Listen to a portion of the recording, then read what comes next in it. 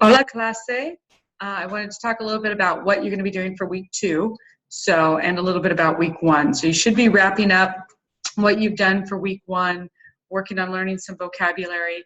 If you are not, because I've noticed that some people haven't started any of the homework, you need to get going on that. It's really important to keep yourself on a schedule with an online class. It's really easy to fall behind and not get all the work done. And we are on a regular schedule where I'm keeping track of, well, I will be keeping track of grades. So I want you to take a look at a few things. We are first going to look at this. We're going to first look back at our website for the super site for your homework. So remember, I gave you, in general, your homework is going to be due on Monday and due on Thursday. Every once in a while on Wednesday, you'll have something that's due by then as well, maybe a test or an oral exam, a voice thread, which we're going to get into later. Remember that those are times when they are due. That's not to say that you have to do it Monday afternoon to get your Monday homework done, or Wednesday for the Wednesday assignment, or Thursday for the Thursday assignment. That's a suggestion. I mean, that's when they're due, is by midnight that night, 11:59 that night. But you have the flexibility with this class to do it earlier. So I'm always going to try to have everything posted by Friday or on Friday, so that you can look and see what's coming for the next week. So if you want to spend your weekend doing all the work, you can do that. If you want to spend Monday doing Monday's assignment and Thursday's assignments, you can do that. So it does give you that flexibility, but it still has to be turned in when by the due date. So I gave you a little more flexibility this first week, so if people could get into the class, see what you have to do. So I have backed everything off a little bit. So remember that according to our schedule, you have a few things that are going to be due coming up. So on Monday, you have to have these first assignments turned in, the contextos, the fotonovela, enfoques, and the enfoques. You just go and it'll show you what the date is that it's due. Okay. Remember that there's also a calendar for this course, so you can go to the assignment calendar, and it gives you an approximate time to how long it'll take you to finish the homework. So it's telling you that if you haven't started already, because it's a week's worth of homework that I've given you, so this is homework for Monday, Thursday, and the following Monday. So it's really 3 classes worth of classwork and homework combined, that it'll take you approximately 4 hours and 20 minutes to do. So you need to get on that if you haven't already. And so it kind of gives you a chance to see how long the homework is going to be taking you to get these things accomplished. But the homework that is for Thursday of next week should only take you about 23 minutes, which, again, these are estimates, and it's saying that the homework will take you 23 minutes, but that's not the entire.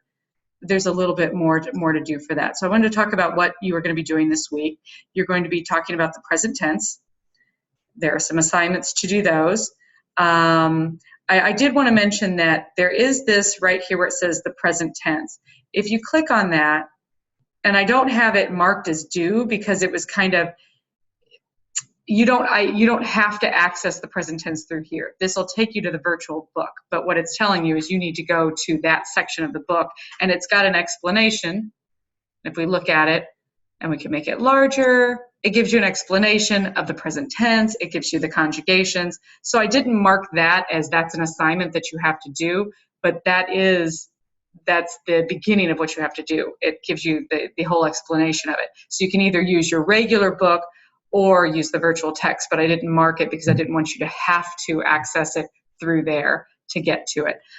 Even though you've already covered the present tense before, this is partially a review, and partially it takes it a step further. So that's kind of what the point of 203 is that it reviews over a lot of the verb tenses, some of the grammatical concepts, vocabulary that you've already had before, and then takes it a step further. So it's giving you the regular present tense, it's giving you stem change verbs, it's giving you irregular verbs, it's giving you verbs with irregular yo forms. So it's giving them to you all at once rather than pacing them out over a whole semester. So you're doing them faster, but they're also adding in some verbs that you might not have had in first year Spanish. So some of the verbs that are in here, like dirigir, to direct, escoger, to choose, exigir, to demand, proteger, caber. So those are all verbs that should be new to you. Aparecer, atraer, componer, sí, contraer. So it's giving you some new verbs that you haven't recognized, but might have endings that you're familiar with. So you'll have to take a look at those. One of the rules that you'll have to check, that you'll have to see, let me make this a little bit bigger. Let's see if I can make this a little bit. I don't know if it's going to let me make it a little bit bigger. There, let me focus in on this a little bit. Is here it talks about when you have verbs that follow a same pattern. So like atraer, part of the word is traer. So the conjugation of it is the same as traer. Componer contains poner. So the conjugation is the same as poner. It's got the pongo, compongo. Desaparecer, desaparezco. So it's simple, it's the same as aparecer. Deshacer has part of hacer, so it gets the go, so deshago. So that's something to note.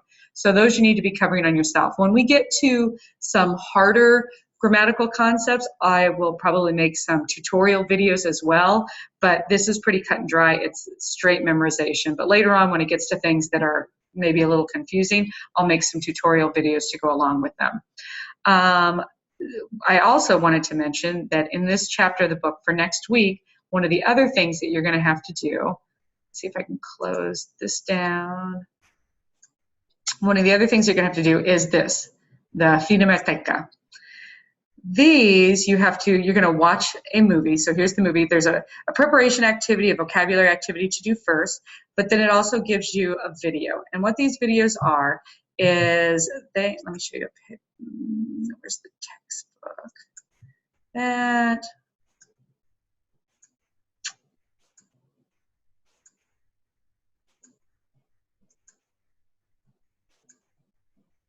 I should have gone straight to it.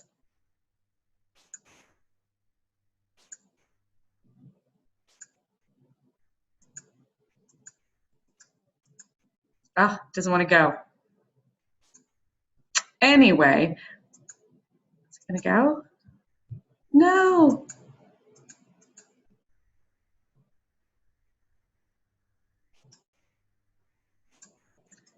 Oh, there it is. So these are short films. So it's a little bit different than the videos that they have in the rest of the book that they show.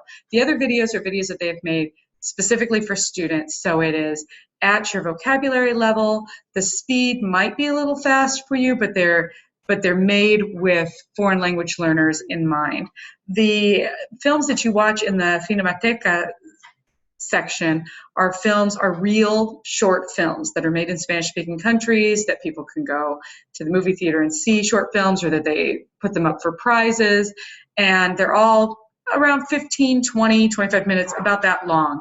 So it's a real piece of culture that you're getting to watch that isn't made specifically for students. So this first one is really good. So anyway, it is kind of fast, but when you get into it, when you're watching it, you have a lot of options on what you're doing when you're watching the film. So of course you can, watch the film, you can make it bigger, but some of the things that you can do